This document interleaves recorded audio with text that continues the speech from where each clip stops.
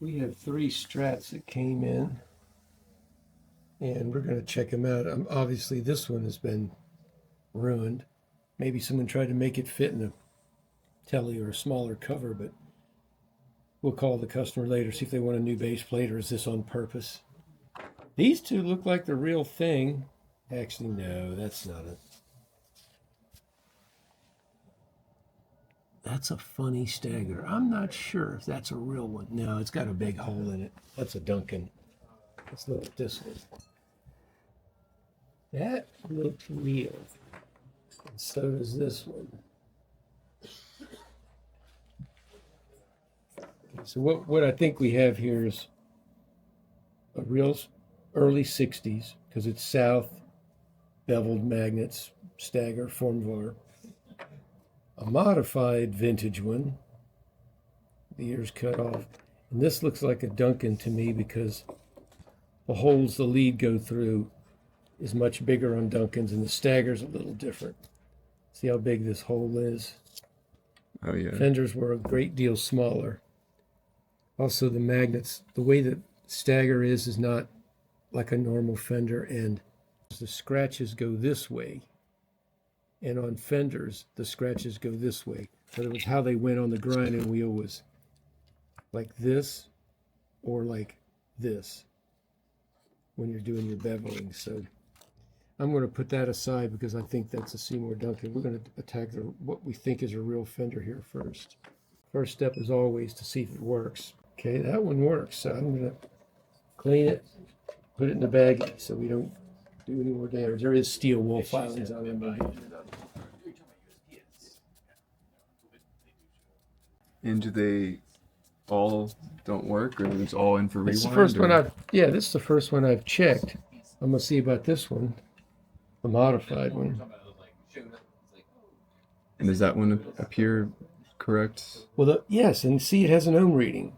So this would be difficult to put a new base plate on it. Is that what they're asking? But the magnets for? look right. That looks like a vintage stagger, hand beveled. Yeah. The magnets were tumbled. See how they're rounded on the bottom? Yeah. And then beveled. So that's a transition, 63. Because 63 and back, they were beveled. 64, you'll see tumbling top and bottom. But this is tumbled on the bottom and then hand beveled too. I see the chamfer.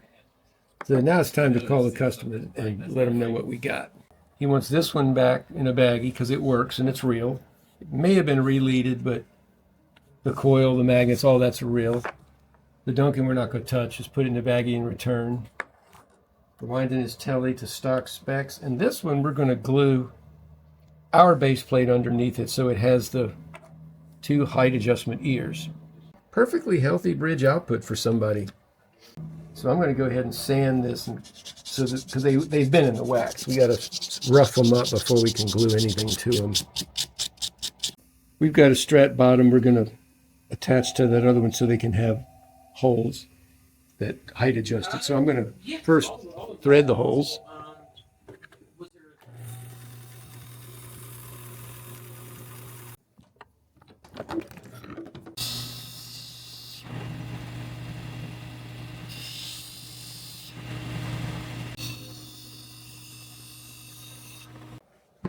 I'm ready to glue this. I'm going to get me a surface so it won't rock and move on me. I'm going to line up that center hole in the back edge.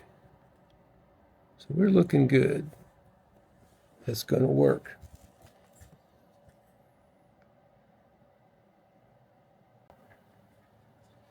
Do you offhand remember?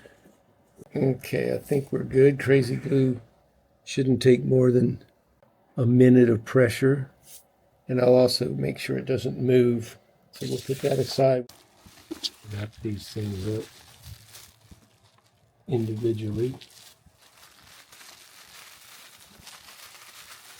That's the Duncan. That's the Duncan, yeah. Still, you don't want them all touching each other. Yeah, Because, the magnets, if they're pushed together while repelling, they demag each other. And we never want magnets to repel each other. Might be repacked by Vic anyway, but at least while I'm in control of it, they're going to be nice and neat and protected from each other.